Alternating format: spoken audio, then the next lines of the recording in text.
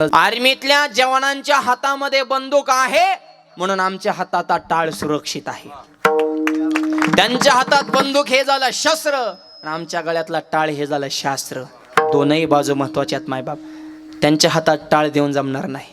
तिथं बंदूकच पाहिजे आणि इथं टाळच पाहिजे. आणि आर्मीतल्या जवानांविषयी मला स्वाभिमान आहे. थंडी वाढली एवढ्या 2 दिवसामध्ये माणसं पॅक करून कीर्तनाला आलीत. -डिग्री मध्ये भारत देशाच्या सीमेवर त्यांनी सीमा शाबूत ठेवलेले आहेत. ते उभे आहेत म्हणून आपण बसतोय, ते जागेत म्हणून आपण झोपतोय. रात्री डोळ्यामध्ये तेल घालून भारत मातेची सेवा करतायत. त्या आर्मीतल्या जवानांसाठी जोरदार टाळ्या वाजवा सगळ्यांनी.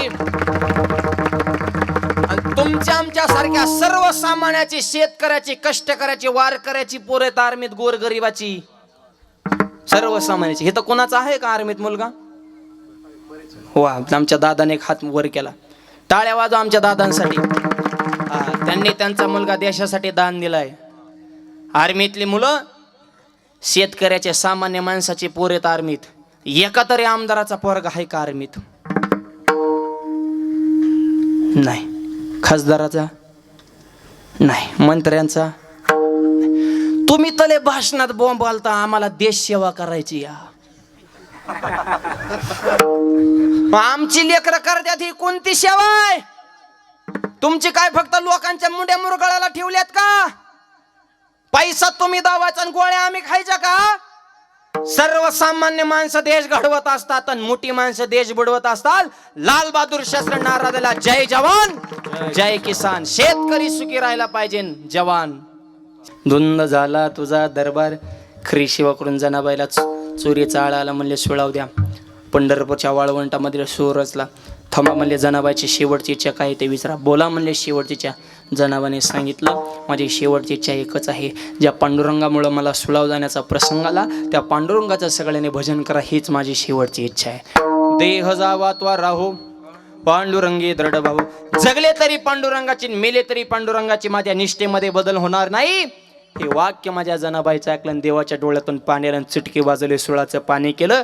भक्ताची परीक्षा घेतली पण अंत काळाला भक्ता लागी उभा सतत. हा पांडुरंगाचा स्वभाव. त्याच पद्धतीनं दत्त महाराज सुद्धा, दत्त माझा दीनानाथ भक्ता लागी उभा सतत उभेत. आणि नुसते उभे नाही, दुर्जनाचा नायनाट करण्यासाठी हातामध्ये शस्त्र घेतलंय. त्रिशूळ घेऊन या करी, त्रिशूळ घेऊन या करी, त्रिशूळ घेऊन या करी, त्रिशूळ घेऊन या करी, त्रिशूळ घेऊन या करी, त्रिशूळ घेऊन या करी,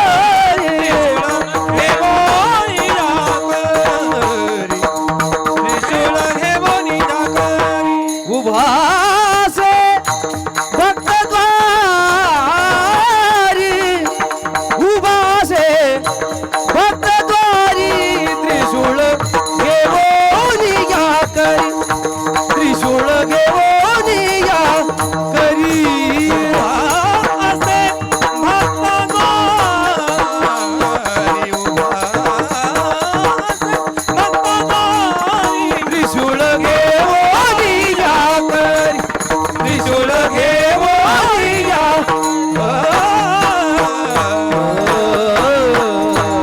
शस्त्र घेऊन त्रिशूळ घेऊन या करी, उभा असे भक्ताद्वारे. त्रिशूळ हे शस्त्र आहे त्यांचं. देवस्थेनेत म्हणल्या म्हणून त्रिशूळ शस्त्रे. आणि त्रिशूळ शास्त्र असं सांगतं की एका एका टोकानं एक एक ताप घालवतात. त्रिविध ताप आहेत, आध्यात्मिक, आधी भौतिक, आधी दैविक. त्रिशूळाने त्या 3 तापाचा नाश करतात. त्रिशूळ घेऊन या करी, घेऊन घेतला करी हातात त्रिशूळ. करतात काय? उभा असे भक्ताद्वारे. भक्ताच्या दारात अखंड उभा. कोणाच्या दारात राहिले? नाथ महाराजांच्याच राहिले. आजही पैठणला जा, तिथे एक दरवाजाचं त्याला नाव आहे दत्तात्रय महाद्वार. आजही दत्त महाराजांचं त्या दरवाजात मंदिर आहे. ते चोपदारकी करतात. दत्तात्रय चोपदार, उभा पुढे काठी कर, उभा पुढे काठी कर, उभा पुढे काठी कर. दत्तात्रय चोपदार, उभा पुढे काठी कर, उभा पुढे काठी कर, उभा पुढे काठी कर. दत्त महाराज चोपदार बारके करतात. नाथ महाराज म्हणजे वजनदार साधू लक्ष्मी वाडा सारून घ्यायला होती.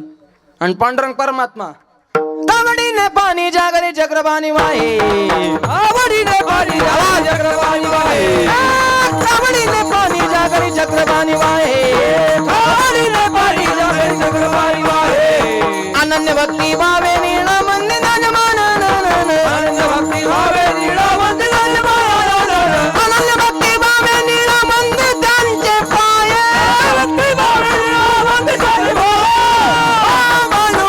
रती स्वामी एकनाथ, रती स्वामी रती स्वामी एकनाथ, रती स्वामी एकनाथ.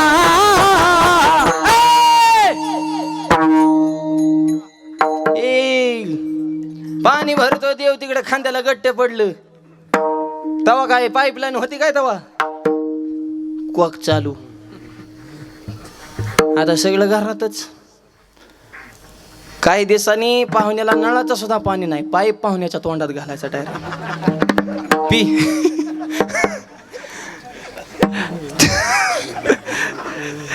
सगळा काळ बदलला माय बाप.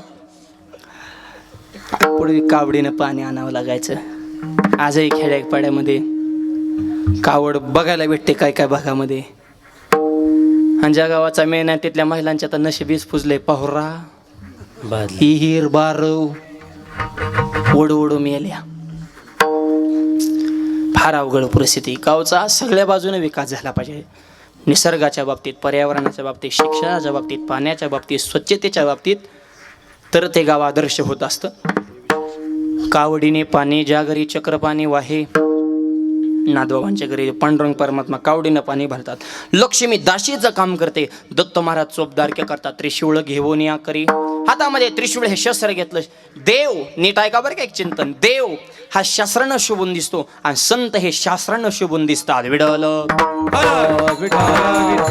नाही नाही उलटा आहे का. ज्याच्याकडे शास्त्र आहे ते संत आणि ज्याच्याकडे शस्त्र आहे तो देव. तो म्हणता नेमकं महत्वाचं काय, शस्त्र की शास्त्र. ऐका, शस्त्राला आधार हा शास्त्राचा पाहिजे आणि या जगामध्ये शास्त्र टिकवण्यासाठी शस्त्र सुद्धा उचलावं लागतं.